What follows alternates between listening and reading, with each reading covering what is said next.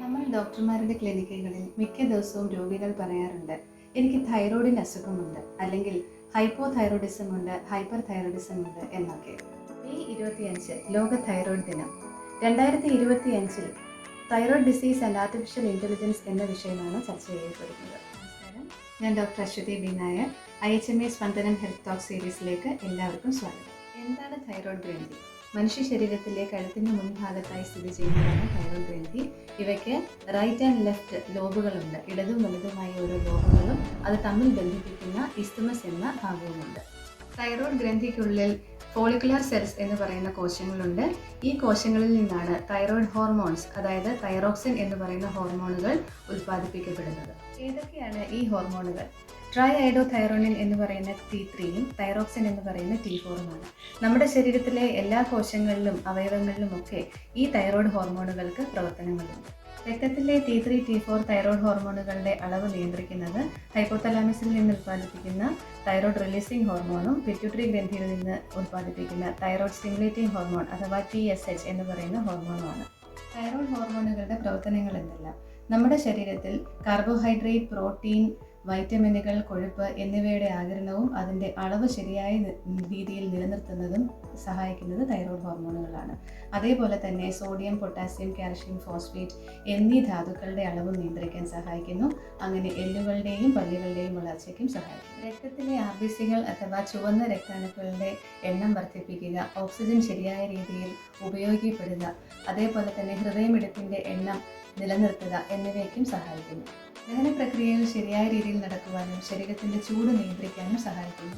മാനസികമായുള്ള വളർച്ചയ്ക്കും സ്വഭാവ പെരുമാറ്റ രീതികൾ ഭംഗിയായി നിലനിർത്താനുമായി തൈറോയ്ഡ് ഹോർമോണുകൾ ആവശ്യമാണ്.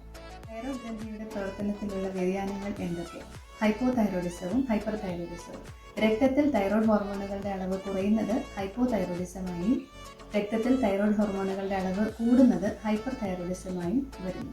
തൈറോയ്ഡ് ഹോർമോണുകളുടെ കുറവ് വരുന്നത് എപ്പോൾ? സ്ഥിരമായി അയഡിൻ്റെ അളവ് കുറവുള്ള ഭക്ഷണം കഴിക്കുക, തൈറോയിഡിൻ്റെ സർജറി ചെയ്യുക, പിറ്റ്യൂട്ടറി, തൈറോയ്ഡ് എന്നീ ഗ്രന്ഥികളുടെ അസുഖങ്ങൾ ഉണ്ടാവുക, അതേപോലെ തന്നെ ജന്മനാ തന്നെ ഉള്ള തൈറോയിഡിൻ്റെ കുറവ്.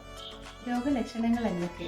അമിതമായ ക്ഷീണം, മുടികൊഴിച്ചിൽ, നഖത്തിനും ത്വക്കിനും ഉണ്ടാകുന്ന വരൾച്ച, ഹൃദയപിടിപ്പിനുണ്ടാകുന്ന വ്യത്യാസം, ചൂട്, തണുപ്പ് എന്നിവ താങ്ങാൻ പറ്റാവുന്ന അവസ്ഥയിൽ നിന്നും ഉള്ള മാറ്റം, ആർത്തവത്തിനുള്ള വ്യതിയാനം, കുട്ടികൾക്കുള്ള വളർച്ചക്കുറവ് എന്നിവയാണ് സാധാരണഗതിയിൽ കണ്ടുവരുന്നത്. തൈറോയ്ഡ് ഗ്രന്ഥിയുടെ വീക്കത്തിനെയാണ് ഗോയിറ്റർ എന്ന് പറയുന്നത്.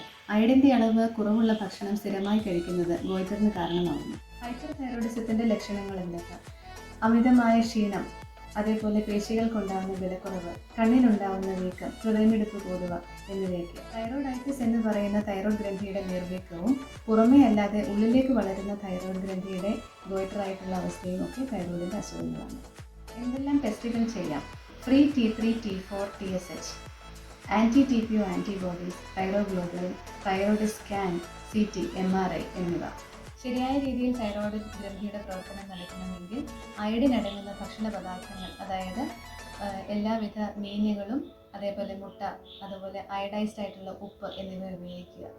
ഫലപ്രദമായ രീതിയിൽ തൈറോയ്ഡ് ഗ്രന്ഥികളുടെ ഹോർമോണിൻ്റെ വ്യത്യാസങ്ങൾ ചികിത്സിക്കാനായി ഹോമിയോപ്പതിയിൽ മരുന്നുകൾ ലഭ്യമാണ്.